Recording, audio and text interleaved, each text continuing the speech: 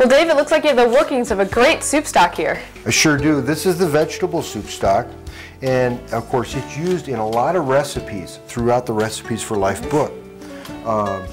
And one of the things, it takes a little bit longer to make, so I like to make a lot of it, and that way I can put some of it away, I can freeze it, and utilize it in other recipes next week or next month. Well, that sounds like a good idea. Yeah. Now, what all do you have here?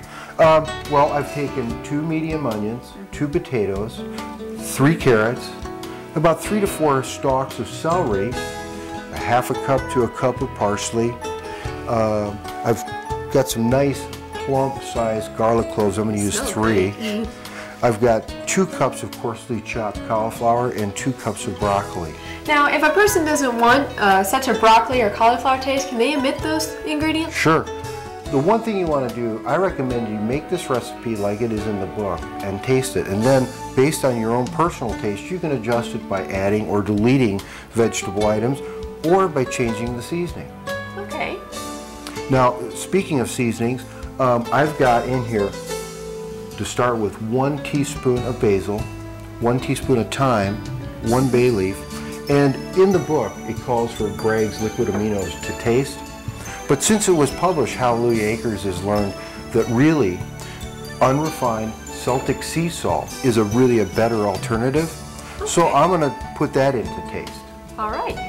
Now the next step is to put this in the stock pot and steam saute them.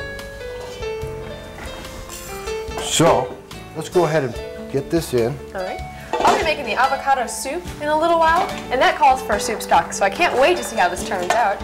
Right, and I've actually picked out a couple other soups to show you, just to give you an idea of all the different ways that you can use the soup stock. Now we're going to steam saute these vegetables, and to do that, I'm going to use about 1 cup to 1.5 cups of distilled water, and we're going to cover it and put it under a medium heat. This will probably take about 15 minutes, just until the vegetables get tender. So the next step is to cover it with about 8 to 10 cups of distilled water.